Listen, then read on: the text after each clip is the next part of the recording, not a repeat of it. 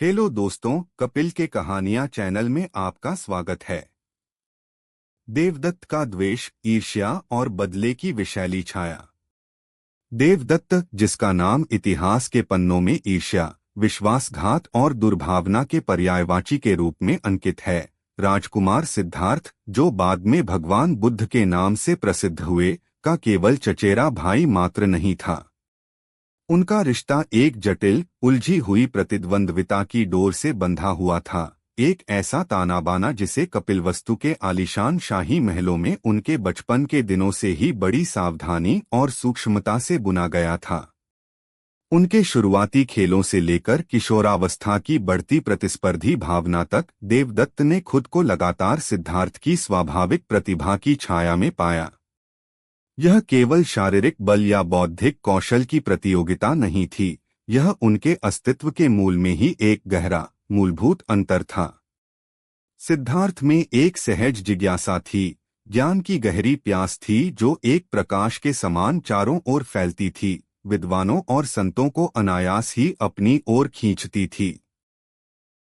उनकी मात्र उपस्थिति ही सामान्य प्रजा और कुलीन सामंतों दोनों से एक अद्वितीय सम्मान और श्रद्धा प्राप्त करती थी। उनके हृदय सहज रूप से सिद्धार्थ की सौम्य बुद्धि और शांत स्वभाव की ओर झुक जाते थे।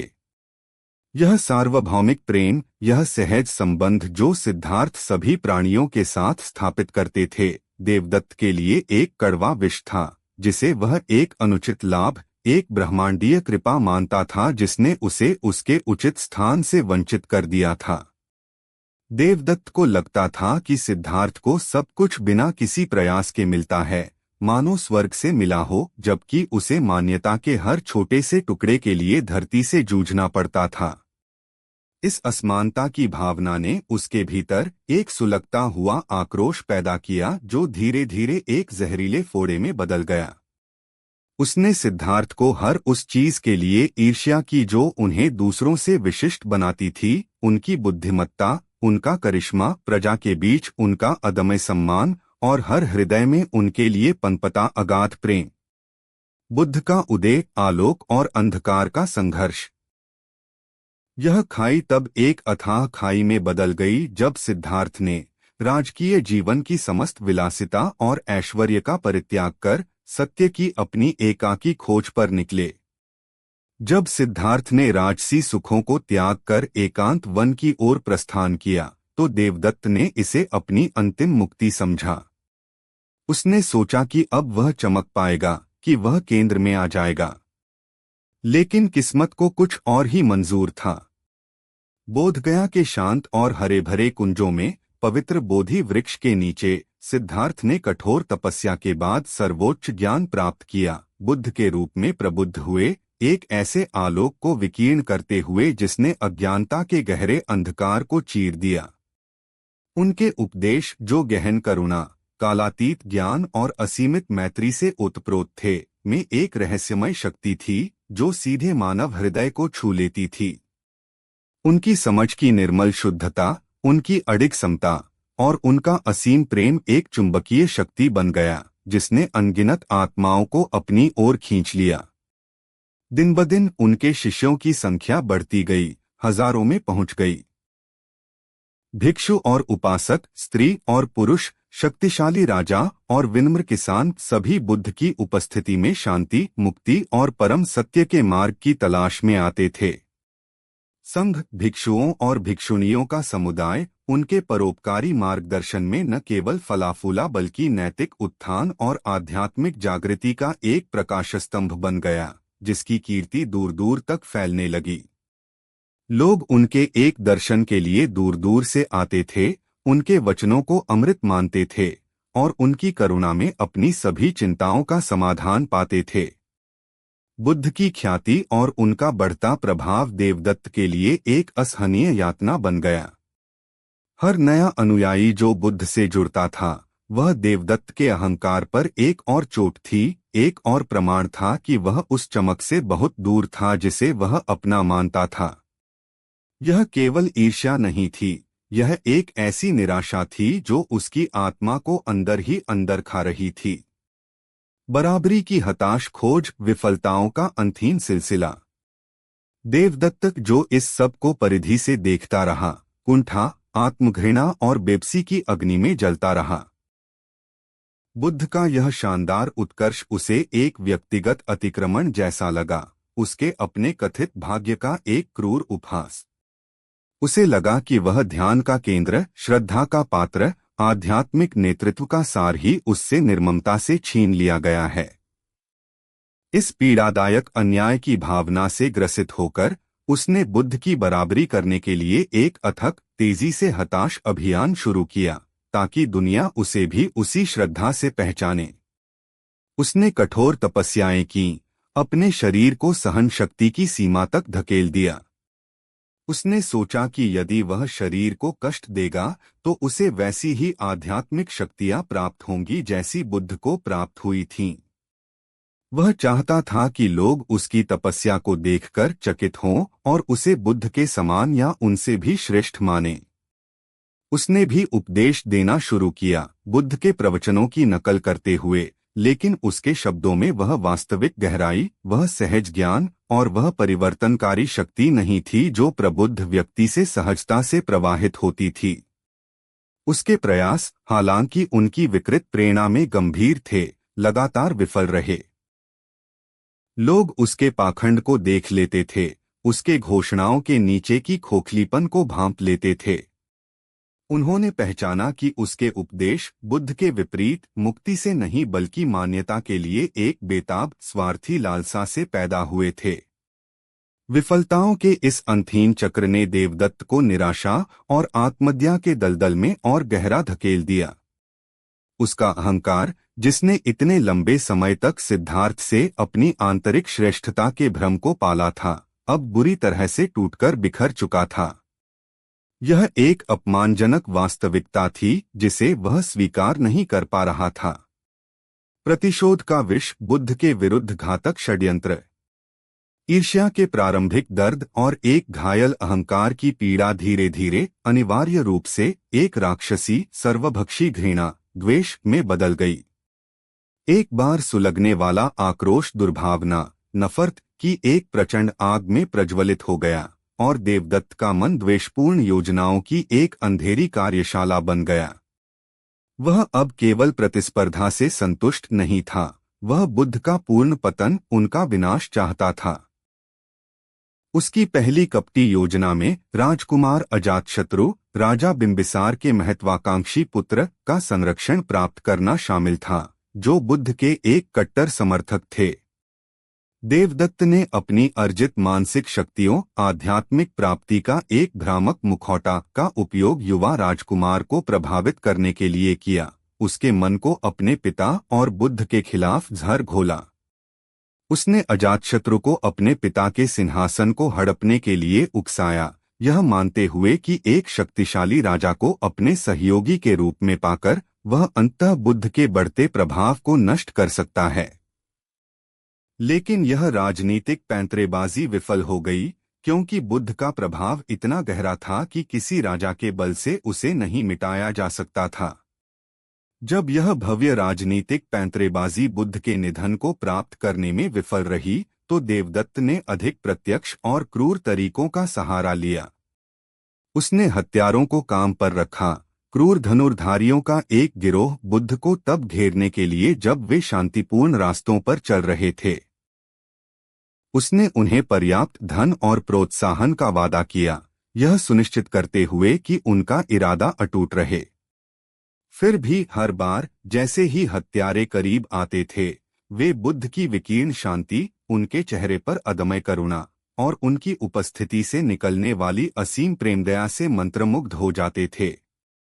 बजाय अपने खूनी कार्य को पूरा करने के, उन्होंने अपने हथियार डाल दिए, बुद्ध के चरणों में दंडवत प्रणाम किया और उसी के शिष्य बन गए जिसे वे नष्ट करने के लिए भेजे गए थे। यह दृश्य स्वयं देवदत्त के लिए एक और अपमान था, उसकी शक्तिहीनता का एक और प्रमाण। निराश न होकर देवदत्त ने अपने हमलों को बढ़ाया, उसकी दुर्भावना की आग और भड़क उठी।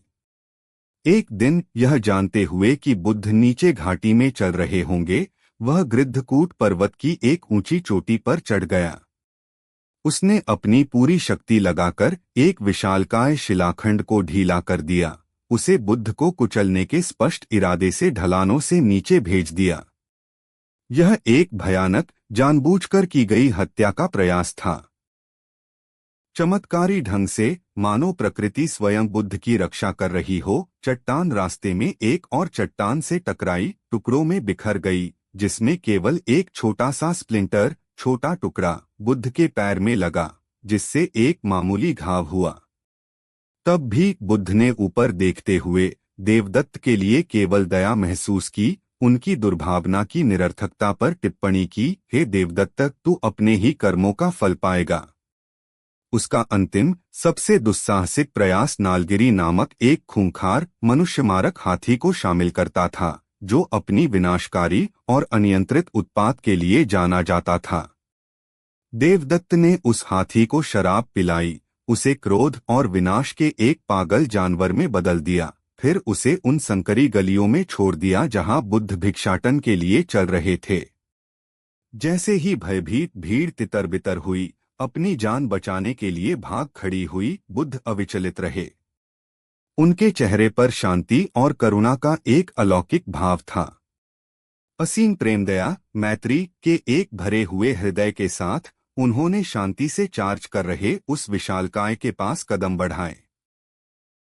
जैसे ही हाथी करीब आया, उसकी आंखें लाल थीं और सूंड हवा में लहरा रही थी। उसकी भयंकर गर्जना अचानक थम गई और उसका सारा क्रोध अविश्वसनीय रूप से शांत हो गया।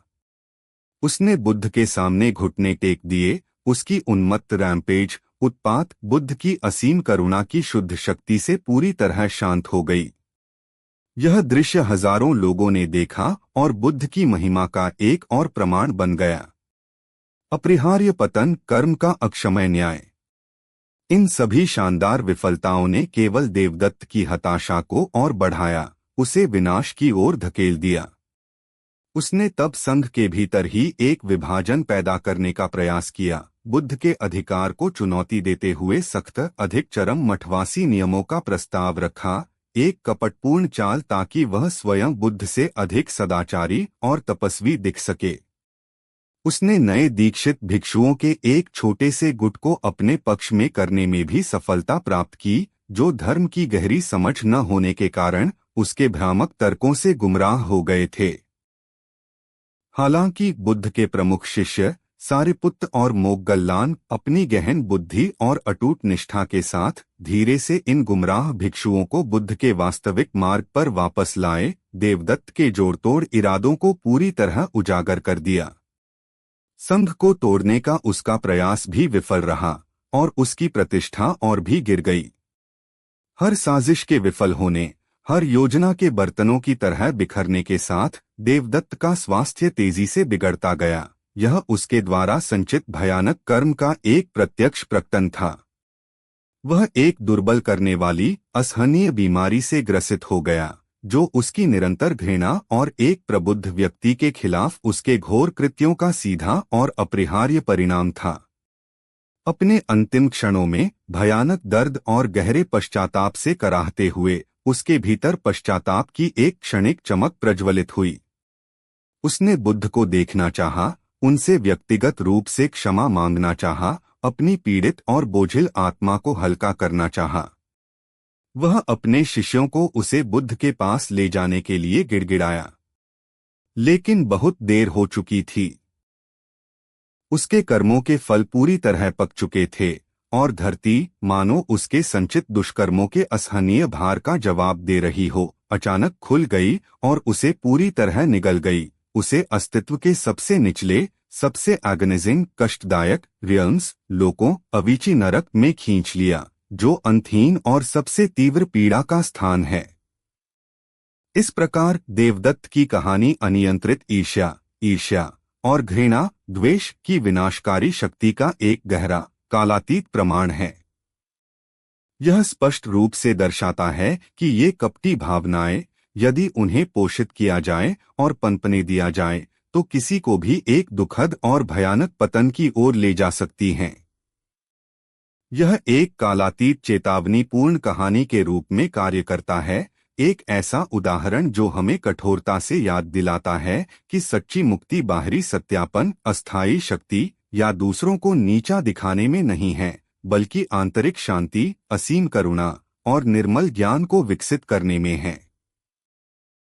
उसका जीवन बुद्ध के ज्ञान और करुणा के प्रकाश का एक दुखद और अंधेरा प्रतिरूप, कर्म के सार्वभौमिक और अक्षमय नियम को रेखांकित करता है कि हर क्रिया, चाहे प्रकाश या अंधेरे की प्रेरणा से की गई नाम अनिवार्य रूप से अपने स्वयं के परिणामों को जानना के पर्याय के जिन्हें किसी भी कीमत पर डाला नहीं जा सकता, जो बाद में भगवान बुद्ध की गाथा मानव मन की अंधेरी गहराइयों की एक भयानक झलक प्रस्तुत करती है। उनका संबंध सदा के लिए जागरूक रहने का संदेश देता है, डोर से बंधा हुआ था। अगर एक ऐसा ताना बाना जिसे कपिल वस्तु के शाही महलों में उनके बचपन के दिनों से ही बड़ी सावधानी और सूक्ष्मता से बुना गया था, और आप उनके शुरुआती खेलों से लेकर किशोरावस्था की बढ़ती प्रतिस्पर्धा